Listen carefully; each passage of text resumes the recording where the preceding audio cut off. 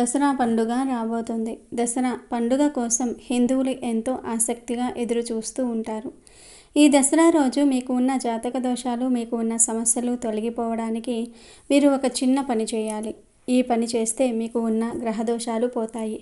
మీ జీవితంలో ఇప్పటి వరకు ఉన్న సమస్యలన్నీ పోతాయి. మీకు పనులలో కలిగే ఆటంకాలు కూడా తొలగిపోతాయి. మీకు తరతరాలకు తరగని ఆస్తి వస్తుంది. ఇన్ని ప్రయోజనాలు ఇచ్చే ఆ పరిహారం ఏమిటి అంటే, దసరా రోజు మీరు ఆవుకు ఒక ఆహార పదార్థం తినిపించాలి. ఈ పని చేస్తే చాలు, దసరా నుండి మీ జీవితం మారిపోతుంది. మీరు కూర్చుని తిన్నా తరగని ఆస్తి వస్తుంది. ఆవుకు ఆహారం పెట్టడం అనేది ఒక పని కాదు, అది మన బాధ్యత. మన హిందూ ధర్మంలో ఆవును తల్లిగా భావిస్తారు. పూర్వం మన పెద్దవాళ్ళు ఇంటికి ఒక ఆవును పెంచుకునేవారు. ఆవుకు మొదటి భోజనం పెట్టేవారు. ఈ అలవాటు ఇంకా కొంతమంది పాటిస్తూ ఉన్నారు. ఆవుకు ఆహారం పెట్టడం అనేది ఒక పుణ్యకార్యం. ఆవులో సకల దేవతలు ఉంటారు. అలాంటి ఆవు దసరా రోజు కనిపిస్తే ఒక పదార్థం పెట్టండి, మీకు సకల దేవత ఆశీర్వాదం, ఆ జగన్మాత ఆశీర్వాదం లభిస్తుంది. మన భారతదేశంలో హిందువులు ఆవులను గోమాతగా భావించి పూజలు చేస్తూ ఉంటారు. కొందరు ఆ ఆవులను పెంచుకుంటూ వాటిని జీవనాధారంగా చేసుకుని బ్రతుకుతూ ఉంటారు. చాలామంది స్త్రీలు గోమాతలను ఆ భక్తి శ్రద్ధలతో పూజిస్తూ ఉంటారు. పల్లెటూర్లలో ఉండేవారు తరచూ పూజలు చేస్తూ ఉంటారు. కానీ సిటీలలో ఉండేవారు, వారికి ఆవులు అందుబాటులో ఉండవు కాబట్టి దగ్గరలో ఉన్న గోశాలలకు లేదంటే శ్రీకృష్ణుని ఆలయాలకు వెళ్ళి గోమాతలను పూజిస్తూ ఉంటారు. ఇప్పుడు చాలా చోట్ల గోశాలలు కూడా ఉంటున్నాయి. మన హిందూ సాంప్రదాయంలో ఆవు చాలా పవిత్రమైనదిగా భావిస్తారు. గోమాతగా భావించి పూజలు చేస్తారు. అప్పట్లో పెద్దవారు ఏ శుభకార్యం తలపెట్టినా ముందుగా ఆవుకు పూజ చేసి ప్రారంభించేవారు. అలాగే గృహ ప్రవేశానికి ముందుగా ఇంట్లోకి ఆవునే పంపిస్తారు. ఆవును పూజించటం పరాశక్తిని ఆరాధించటంతో సమానం. ఎక్కడైతే ఆవులు సంతోషంగా ఉంటాయో అక్కడ సిరి సంపదలు వృద్ధి చెందుతాయి. ఎక్కడైతే ఆవులు సంతోషంగా ఉండవో అక్కడ సిరి సంపదలు, సంతోషాలు మాయమవుతాయి. ఆవులో ప్రత్యక్షంగా 33 దేవతలు కొలువు తీరి ఉంటాయని హిందూ పురాణాల్లో పేర్కొన్నారు. మరి ఎంతో విశిష్టత కలిగిన ఆవు ఈ శక్తివంతమైన దసరా రోజు కనిపిస్తే ఏం చేయాలో ఇప్పుడు మనం ఈ వీడియోలో తెలుసుకుందాం. అంతకన్నా ముందు ఒక పవిత్ర కథను విందాం. ఫ్రెండ్స్, మా వీడియో నచ్చితే లైక్ చేసి షేర్ చేయండి. అలాగే మా ఛానల్ని కూడా సబ్స్క్రైబ్ చేసుకుని మాకు సపోర్ట్ చేయండి. చాలా సంవత్సరాల క్రితం పచ్చటి పంటలతో నిండిన ఒక చిన్న గ్రామంలో నందిని అనే ఆవు ఉండేది. నందిని సాధారణ ఆవు కాదు, అది దుర్గామాత పరమభక్తురాలు. ప్రతిరోజు తెల్లవారగానే నిద్రలేచి నదిలో స్నానం చేసి గ్రామ దేవాలయాలలోని దుర్గమ్మ విగ్రహం ముందు తల వంచి భక్తిపూర్వకంగా పూజించేది. గ్రామ ప్రజలు నందిని అపారమైన భక్తిని చూసి ఆశ్చర్యపోతూ ఉండేవారు. నందిని ప్రతిరోజు దేవిని దర్శించుకున్న తర్వాతే ఆహారం తీసుకునేది. ముఖ్యంగా దసరా నవరాత్రుల సందర్భంగా నందిని భక్తి మరింత అద్భుతంగా ఉండేది. ఆ 9 రోజులు దుర్గమ్మను మరింత భక్తిభావంతో ఆరాధిస్తూ ఆలయం దగ్గర నిలబడి ఉండేది. ఇదిలా ఉండగా కైలాసంలో దుర్గామాత తన సింహాసనంపై కూర్చుని లోకాన్ని ప్రేమగా వీక్షిస్తూ ఉంది. ఒకరోజు ఆమె పక్కన ఉన్న నారదుడు నందిని భక్తి గురించి దుర్గమ్మకు చెప్పాడు. అమ్మ, భూమిపై ఒక ఆవు ఉంది. అది అపారమైన భక్తితో మిమ్మల్ని సేవిస్తోంది. మీరు ఆ ఆవును అనుగ్రహించాలి అని కోరాడు. దుర్గామాత చిరునవ్వుతో మాట్లాడింది. నందిని గురించి నాకు తెలుసు, కానీ నేను స్వయంగా వెళ్ళి పరీక్షించాలి.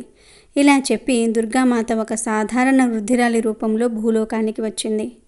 ఆ రోజున నవరాత్రుల్లో ఒక శుభదినం. నందిని యథావిధిగా ఆలయం దగ్గర ప్రార్థనలలో నిమగ్నమై ఉంది. అప్పుడే దుర్గామాత ఆ వృద్ధురాలి వేషంలో నందిని దగ్గరికి వచ్చింది. ఓ ఆవు, నీకు ఈ ప్రార్థన అవసరమా?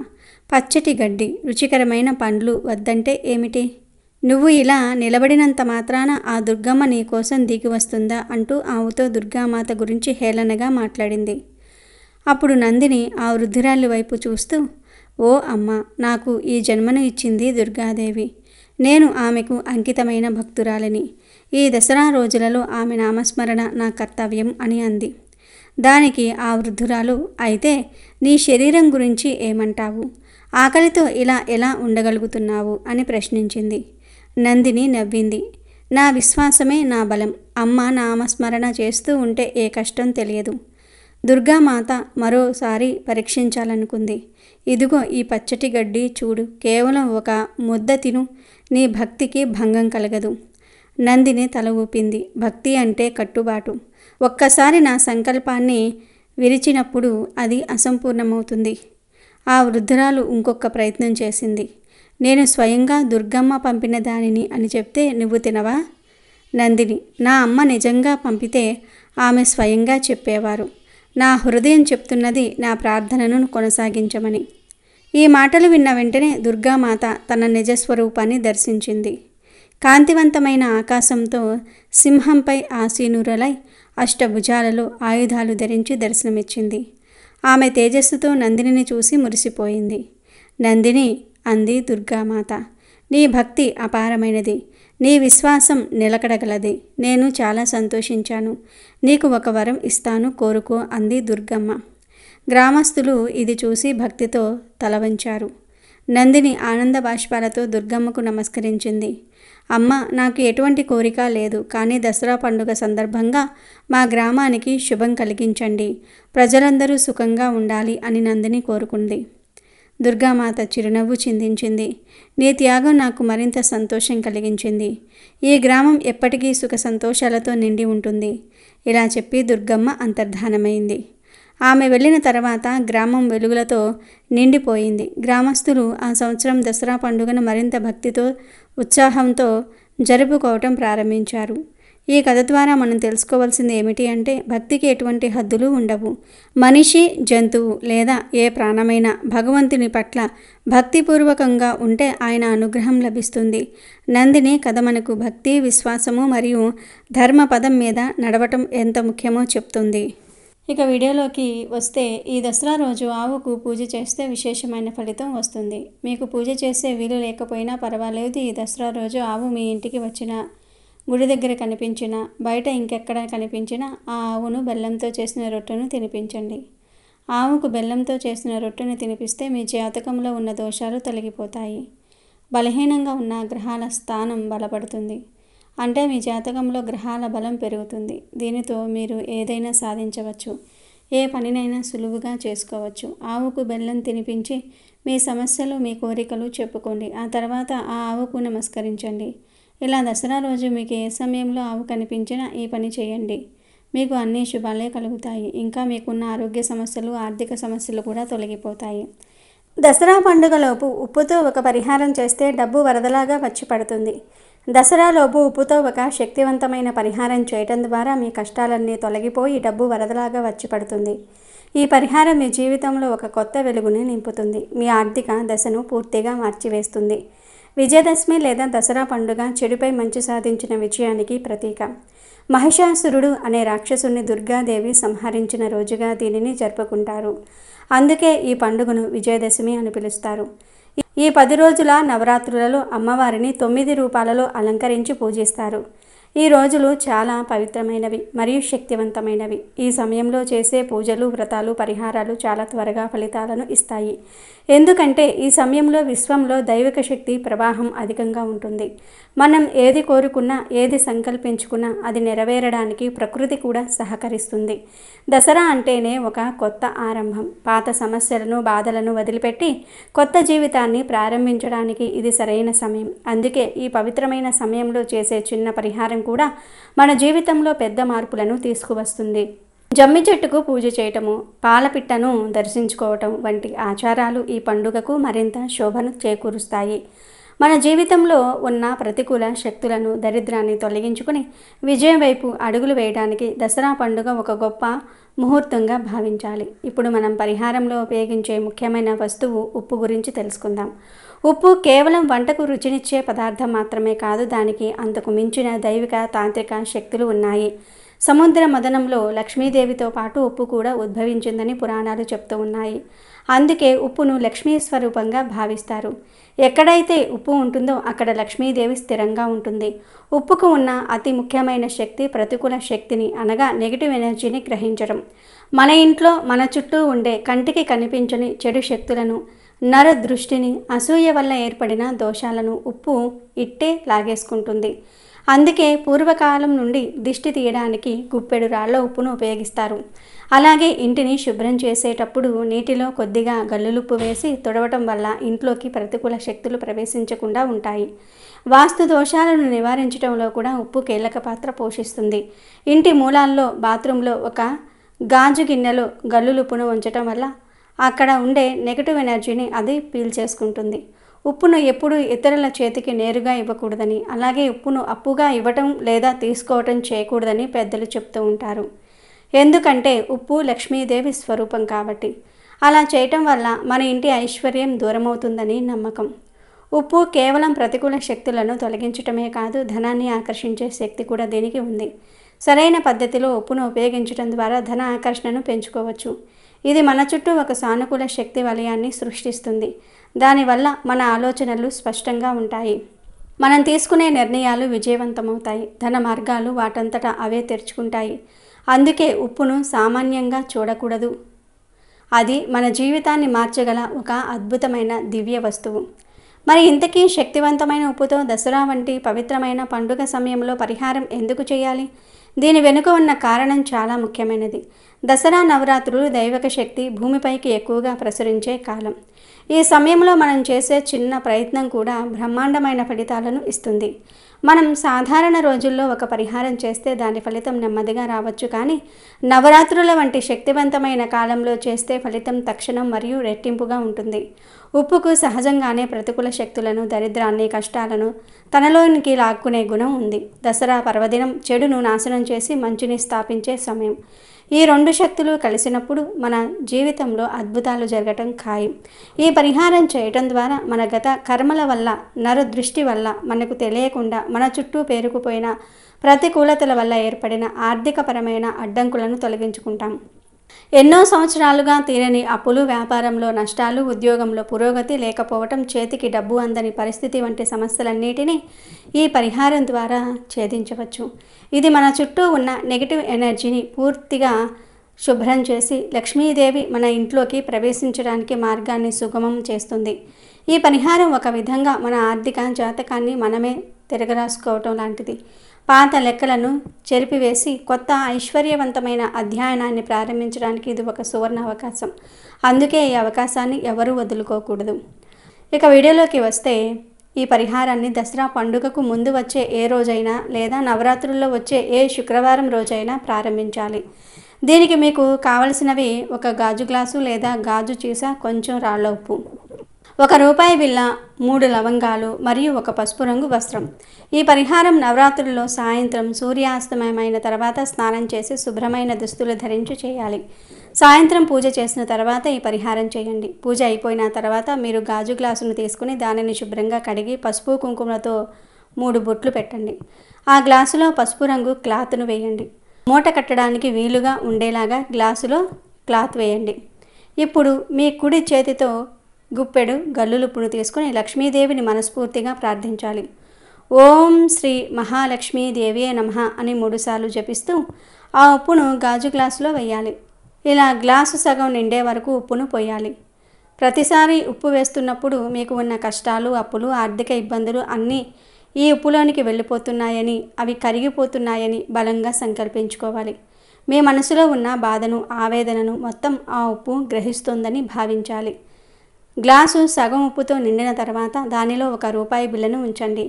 రూపాయి బిళ్ళ లక్ష్మీ స్వరూపం. ఇది ధనాన్ని ఆకర్షిస్తుంది. ఆ తర్వాత 3 లవంగాలను తీసుకోండి. లవంగాలు తాంత్రిక ప్రయోగాలలో ప్రతికూల శక్తులను నాశనం చేయడానికి, ధన ఆకర్షణకు ఉపయోగిస్తారు. ఆ 3 లవంగాలను కూడా ₹1 బిళ్ళపై ఉప్పుతో ఉంచండి. ఇప్పుడు మిగిలిన సగం గ్లాసును కూడా గల్లులుప్పుతో పూర్తిగా నింపేయండి. ఇలా నింపుతున్నప్పుడు మీ ఇంట్లోకి అష్టైశ్వర్యాలు, సిరి సంపదలు, ధన ప్రవాహం వరదలా వచ్చి పడుతున్నాయని, లక్ష్మీదేవి మీ ఇంట్లో స్థిర నివాసం ఏర్పరచుకుంటుందని బలంగా సంకల్పించుకోవాలి. మీ ఆలోచన ఎంత బలంగా ఉంటే పరిహారం అంత శక్తివంతంగా పనిచేస్తుంది. గ్లాస్ మొత్తం ఉప్పుతో నిండిన తర్వాత దానిని పసుపు రంగు వస్త్రంతో మూసి దారంతో కట్టేయండి. ఇప్పుడు ఈ ఉప్పు గ్లాసును మీ ఇంట్లో ఎవరికీ కనిపించిన ప్రదేశంలో, ముఖ్యంగా వంటగదిలో లేదా ధనం దాచే బీరువా దగ్గర నైరుతి మూలలో ఉంచాలి. ఈ గ్లాసును దసరా పండుగ వరకు అక్కడే కదవకుండా ఉంచాలి. ఈ మధ్యలో అది మీ ఇంట్లో మీ జీవితంలో ఉన్న సమస్త ప్రతికూల శక్తులను, దరిద్ర దేవతను పూర్తిగా తనలోనికి లాగేసుకుంటుంది. దసరా పండుగ రోజున ఉదయం ఈ గ్లాసును తీసుకుని ఇంట్లో ఎవరితోనూ మాట్లాడకుండా బయటకు తీసుకువెళ్ళాలి. మీ ఇంటికి దూరంగా పారే నీటిలో లేదా ఎవరూ తొక్కని ప్రదేశంలో ఒక గొయ్యి తీసి ఆ గ్లాసులో ఉన్న పసుపు మూటను అందులో వేసి మట్టితో కప్పివేయాలి. ఇంటికి తిరిగి వచ్చి కాళ్ళు చేతులు కడుక్కుని ఇంట్లోకి ప్రవేశించాలి. పరిహారం చేసిన కొద్ది రోజులలోనే మీరు ఊహించని మార్పులను చూస్తారు. ఆగిపోయిన పనులు పూర్తవుతాయి. రావాల్సిన డబ్బు చేతికి అందుతుంది. కొత్త ఆదాయ మార్గాలు తెరుచుకుంటాయి. మీ కష్టాలన్నీ తొలగిపోతాయి. జీవితం సుఖ సంతోషాలతో, ఐశ్వర్యంతో నిండిపోతుంది. దసరాలోపు ఉప్పుతో ఈ చిన్న పని చేస్తే మీ జీవితం అద్భుతంగా మారిపోతుంది. అమ్మవారి అనుగ్రహం కలుగుతుంది కనుక ప్రతి ఒక్కరూ కూడా దసరాలోపు ఉప్పుతో ఈ చిన్న పరిహారాన్ని చేసి ఆర్థిక పరంగా వృద్ధి చెందండి. అయితే నవరాత్రులలో అందరూ కూడా 9 రోజులు పూజ చేయలేకపోవచ్చు. అంటే కొంతమందికి ఆరోగ్యం బాగోలేదు, లేదా నవరాత్రులలోనే వేరే ఊరు వెళ్ళవలసి వచ్చిన పరిస్థితి రావచ్చు. ఇంకా ఇతర కారణాల వలన కూడా నవరాత్రులు పూజ చేయలేకపోవచ్చు. ఇలా నవరాత్రులలో 9 రోజులు పూజ చేయలేని వారు కేవలం ఈ మాటను మనసులో అనుకుంటే చాలు, పూజ చేసిన దానికన్నా ఎక్కువ ఫలితం వస్తుంది. కోటి జన్మల పుణ్యం వస్తుంది. అమ్మవారి అనుగ్రహం సిద్ధిస్తుంది అని శాస్త్ర పండితులు చెప్తూ ఉన్నారు. మరి నవరాత్రులలో 9 రోజులు పూజ చేయలేని వారు ఏ మాట అనుకుంటే పూజ చేసిన దానికన్నా అధిక ఫలితం వస్తుంది అనే విషయాన్ని ఈరోజు మనం ఈ వీడియోలో వివరంగా తెలుసుకుందాం. ఫ్రెండ్స్, అంతకన్నా ముందు ఈ వీడియోకి ఒక లైక్ కొట్టి మా ఛానల్ని సబ్స్క్రైబ్ చేసుకోవటం మర్చిపోవద్దు. నవరాత్రి పదంలో నవ శబ్దం 9 సంఖ్యను సూచిస్తుంది. నవరాత్రులను నవ అహోరాత్రులు అని ధార్మిక గ్రంథాలు వివరిస్తూ ఉన్నాయి. అంటే 9 పగళ్ళు 9 రాత్రులు నిర్వర్తించే దేవీ పూజకు ఒక ప్రత్యేక విధానం ఉంది. ఆశ్వీజ శుక్లపక్ష పాడ్యమి తిథి నుండి దశమి వరకు 9 రాత్రులు 9 పగళ్ళు అమ్మవారిని పూజించటం ప్రశస్తంగా చెప్పబడింది. దీనినే శరన్నవరాత్రులు లేదా దేవీ నవరాత్రులు అంటారు. నవరాత్రి వాస్తవానికి ఋతువుల సంధికాలం. అందుచేత సృష్టికి కారణమైన మహామాయ తీవ్ర వేగం కలిగి ఉంటుంది. పూజాదుల చేత ఆమెను ఆహ్వానించటం సులభ సాధ్యం. 9 రోజులు నవదుర్గలను నిష్టగా ఉపాసించే ఆరాధకులకు దేవీ అనుగ్రహం లభిస్తుంది. శరత్కాలం, వసంత కాలాలను యమత్రష్టలని, మృత్యు కోరలని అంటారు. అంటే ఆ సమయంలో యముడి నోటిలోని కోరలు బయటకు వస్తాయి. వాటి ద్వారా ప్రజలను హరిస్తాడని శాస్త్రం. అంటే అనేక వ్యాధులు వ్యాపించి జీవరాశి మృత్యువుడిలోనికి చేరే కాలమిది. అందుకే వీటిని యమ త్రష్టలన్నారు. ఈ కాలంలో దేవీ ఆరాధన చేయటం చేత అంటు రోగాలు, వ్యాధులు వ్యాపించకుండా ఉండి అందరూ ఆయురారోగ్యాలతో సుఖ సంతోషాలతో జీవించడానికి దేవీ ఆరాధన తప్పక చేయాలని శాస్త్రం చెప్తోంది. ఏ కారణం చేతైనా సరే 9 రోజులు నవరాత్రి పూజ చేయలేని వారు కనీసం సప్తమి, అష్టమి, నవమి ఈ 3 రోజుల్లో పూజ చేసినా చాలు, అమ్మవారి అనుగ్రహం కలుగుతుందని శాస్త్రం చెప్తోంది. ఈ 3 రోజులు కూడా చేయలేని వారు కనీసం నవమి రోజు పూజ చేసినా మంచి ఫలితం వస్తుందని శాస్త్రాలలో చెప్పారు. ఇక పూజలు చేసుకునేవారు ఖచ్చితంగా ఈ రంగు చీర పెట్టాలి, ఈ నైవేద్యం పెట్టాలి అని శాస్త్రాలలో చెప్పలేదు అనే విషయాన్ని గుర్తుంచుకోవాలి. ఈ రంగు చీర పెడితేనే అనుగ్రహిస్తారు అమ్మవారు అని, ఈ నైవేద్యం పెడితేనే అమ్మ అనుగ్రహిస్తారు అని అమ్మవారు చెప్పలేదు. ఈ రోజుల్లో అందరూ కూడా రకరకాల నైవేద్యాలను, చీరలను పెట్టి పూజిస్తూ ఉంటారు. అది కేవలం ఆనవాయితీగా చేస్తున్నారు. కానీ అలా పూజ చేయాలని శాస్త్రంలో చెప్పలేదు. నిజానికి దేవీ నవరాత్రులలో భక్తితో, ప్రేమతో చిన్న బెల్లం ముక్కను సమర్పిస్తే చాలు, అదే ఎన్నో బూరెలు, గారెలు వండి పెట్టిన ఫలితాలను ఇస్తుంది. ఎందుకంటే ఇక్కడ భక్తి అనేది ప్రధానం. మీరు భక్తి లేకుండా ఎన్ని నైవేద్యాలు పెట్టినా అవన్నీ కూడా వ్యర్థమే. కనుక నవరాత్రులను భక్తితో జరుపుకోవాలి, భక్తితో పూజ చేసుకోవాలి. ఒకవేళ ఎవరికైనా సరే నవరాత్రులు పూజ చేసే వీలు లేకపోతే ఒక మంత్రం జపిస్తే కనుక 9 రోజులు పూజ చేస్తే ఎంత ఫలితం వస్తుందో అంత ఫలితం వచ్చేస్తుందని పెద్దలు చెప్తూ ఉన్నారు. కుదిరిన వారు మాత్రం ఖచ్చితంగా పూజ చేసుకోండి. వీలున్న వారు కూడా పూజ చేయలేకపోతే దోషం చుట్టుకుంటుంది. ఇక నిజంగా నవరాత్రి పూజ చేయటం కుదరని వారు నవరాత్రుల్లో ప్రతిరోజు శ్రీమాత్రే నమః, శ్రీమాత్రే నమః, శ్రీమాత్రే నమః అని భక్తిగా అనుకుని అమ్మవారిని మనసులో తలుచుకుంటే చాలు, ప్రతిరోజు పూజ చేసిన ఫలితం వస్తుంది. అసలు ఈ నవరాత్రుల వెనుక ఉన్న పరమార్థం ఏమిటి అంటే అమ్మవారిని తలుచుకోవటం. ఎందుకంటే ఈ సమయంలో యముడు కోరలు తెరుచుకుని ఉంటాడు. రోగాలు వచ్చే ప్రమాదం ఉంటుంది. మనకు ఎప్పుడైనా సరే ప్రమాదం వస్తే మనం ముందు ఎవరిని తలుచుకుంటాము? అమ్మను తలుచుకుంటాం. సేమ్ ఇక్కడ కూడా అంతే. మనకు రోగాలు రాకుండా ఉండడానికి అమ్మను కాపాడమని వేడుకోవడానికి పూజలు చేస్తున్నాము, అమ్మవారిని తలుచుకుంటున్నాము. పూజలు చేయలేని వారు ఇలా ఈ మంత్రాన్ని జపించి కూడా అమ్మవారిని రక్షించమని వేడుకోవచ్చు. శ్రీమాత్రే నమః అనే నామంలో ఉన్న అంతరార్థం ఇదే. కేవలం అమ్మను తలుచుకుంటే సరిపోతుంది. అందరిలో అమ్మను చూడాలి. మీలో కూడా మదర్లీ నేచర్ ఉండాలి. అలా ఉంటే ఎవరితో గొడవలు రావు. అందరి మనసుల్ని అర్థం చేసుకునే శక్తి వస్తుంది. కనుక 9 రోజులు పూజ చేయలేని వారు శ్రీమాత్రే నమః అనే మంత్రాన్ని ప్రతిరోజు వీలైనన్ని సార్లు జపించండి. అమ్మవారిని మనసులోనే భక్తిగా ఆరాధించండి. వీటితో పాటు నవరాత్రుల్లో లలితా సహస్రనామాలను పారాయణ చేయండి లేదా వినండి. చదివినా విన్నా ఆ పనిని భక్తిగా చేయండి. మీకు అంతా మంచి జరుగుతుంది. నవరాత్రులు 9 రోజులు పూజ చేయలేని వారు ఇలా చేసినా కూడా ఫలితం వస్తుంది. పూజ చేయలేని వారు అంటే ఆరోగ్యం బాగోలేక, ఎటూ కదలలేక మంచం మీద ఉన్నవారు, వేరే ఊరు వెళ్ళిన వారు, ఇంట్లోని వారు పూజ చేయడానికి ఒప్పుకోలేదని ఆపేసిన వారు, ఇలాంటి వారు ఈ నామాన్ని భక్తిగా జపించుకుంటే ఖచ్చితంగా ఫలితం వస్తుంది.